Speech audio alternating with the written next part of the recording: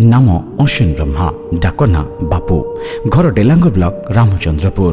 जन्मग्रहण करती बापू उर्फ अश्विन 1981 मसीहा जनवरी मास 18 तारिख में पिता परमानंद राजगुरु एवं माता शैलबाला राजगुरुंकर कोलमंडन करी प्रथमतः निज गाँ स्कूल रे पाठपढ़ा आरंभ करने पर बाजपेयी उच्च विद्यालय रे पाठ पढ़ी सारी भुवनेश्वर स्थित बीजेपी कॉलेज रे युक्त 2 अध्ययन करती। शताब्दीर कलाकार नाट्य अनुष्ठान भुवनेश्वर रे 2001 ठारू गुरु धीर मल्लिक सहित विभिन्न थिएटर बा मंच रे नाटक परिवेषण करि चलती अश्विन उर्फ बापू। से उभय बड़ एवं छोट परदारे दर्शक मानकर मन किणिथिबा बेले निज अभिनीत फिल्म गुड़िक मध्यरे सुपरस्टार, गड़बड़, मो मन खाली तोरी पाई आदि रे निजर अभिनय प्रदर्शित करिसंती।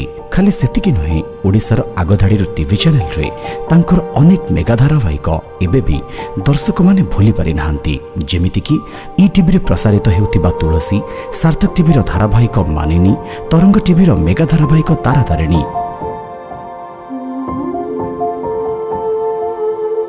ଏହି କଳା କ୍ଷେତ୍ରରେ ଆଗକୁ ବଢ଼ିବା ପାଇଁ ତାଙ୍କ ମା ମୁଖ୍ୟତଃ ତାଙ୍କୁ ଉତ୍ସାହିତ କରୁଥିବା ବେଳେ ବାପା ବିଭିନ୍ନ ମଞ୍ଚରେ ନାଟକ ପରିବେଷଣ କରନ୍ତି ଏବଂ ପିଲାଟି ବେଳରୁ ଯାହାଙ୍କୁ ଦେଖି ଅନୁପ୍ରାଣିତ ହୋଇଥାନ୍ତି ବାପୁ ଆଗକୁ ସେ ଲକ୍ଷ୍ୟ ରଖିଛନ୍ତି ନିଜର ଏକ ପ୍ରଡକ୍ସନ ହାଉସଟିଏ କରି ଅନେକ କଳାକାରମାନଙ୍କର ଭାଗ୍ୟ ବିଧାତା ସାଜି କଳାକୁ ନିର୍ମଳ ଭାବରେ କଳାପ୍ରେମୀ ଦର୍ଶକମାନଙ୍କୁ ଭେଟି ଦେବା ପାଇଁ ନିଜ ମାଟି ଡେଲାଙ୍ଗ ପିପିଲିର କଳା ଓ କଳାକାରମାନେ ଆଗକୁ ଯିବା ପାଇଁ ସବୁବେଳେ ବାପୁ ଉର୍ଫ ଅଶ୍ବିନ चिरचेष्टित तांकु आज आम गहन पाई आमे समस्ते निजको गौरवान्वित मन करुछु।